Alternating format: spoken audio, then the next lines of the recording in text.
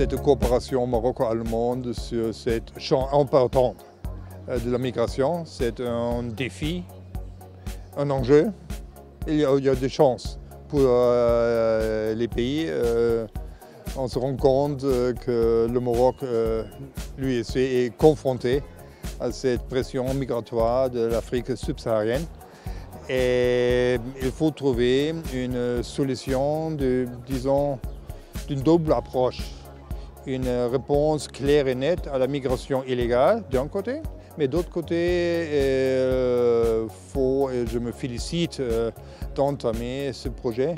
Il faut approfondir la coopération en ce qui concerne la migration légale, la vocation professionnelle, un échange pour les jeunes marocains, par exemple, pour la hôtellerie et la gastronomie, et on est à un niveau plus élevé. Une coopération vraiment au pied d'égalité des ingénieurs pour les renouvelables, ces projets de la Ouazzazate, par exemple, comme le sel fondé. Dans ce champ, ce sont les ingénieurs allemands qui peuvent s'inspirer des expériences de ses collègues marocains. J'étais ambassadeur pour la migration et la politique d'asile en Belgique au moment du dialogue à haut niveau à New York. Et il fallait trouver une suite à ce dialogue à l'époque, qui était le Forum global pour la migration et le développement. Mais ce forum devrait être mené par un pays.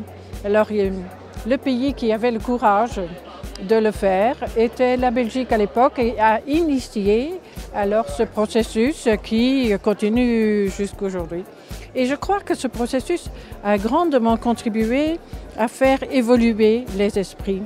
Parce qu'à l'époque, quand on l'a créé, les gens étaient tout à fait contraires à discuter la question de la migration dans un forum international multilatéral en disant c'est la souveraineté nationale et personne ne devrait nous donner des directives sur comment nous le réglons, parce que nous le réglons comme nous le voulons.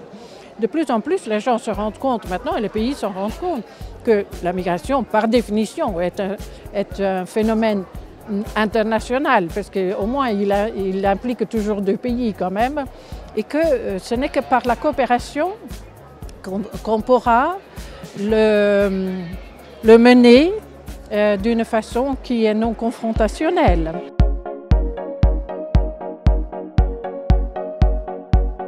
Enjeu de nature humanitaire, il faut sauver des vies, il faut mieux coopérer et il faut beaucoup mieux gérer la migration irrégulière, des gens qui sont dans des pays de transit, dans des situations très vulnérables.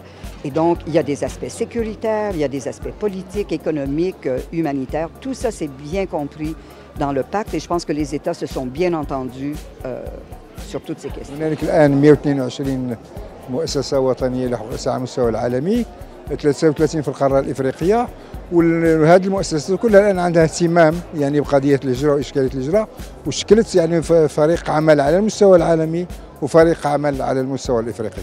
هاد الطاقمين غيجتمعوا خلال يعني بصفة موازية لهذا المنتدى. يعني الهدف ديالنا هو أن نلعبوا كل مؤسسة وطنية تلعب دور على المستوى الوطني كما لعبه المجلس الوطني لحقوق الإنسان اللي بالتقرير ديالو 2013 شارك في الاعتماد السياسة الجديدة للهجرة. هنالك يعني كذلك رغبة للعب دور على مستوى القارة الإفريقية يعني انطلاقا ودعما للخارطة الطريق الذي قدمها جلالة الملك في مؤتمر القمة المبلغ الأخير. وهنالك كذلك إرادة للمؤسسات الوطنية للمشاركة في تطبيق الميثاق الذي سيتم الاتفاق عليه الأسبوع المقبل هنا في مراكش. إن يعني قضية الهجرة أصبحت قضية يعني تخلق نقاش في كل المجتمعات، والهدف ديال المؤسسات الوطنية هو الدفاع على مقاربة يعني تعتمد على حقوق الإنسان، على الاتفاقية الدولية حول المهاجرين، وعلى كل القانون الدولي لحقوق الإنسان.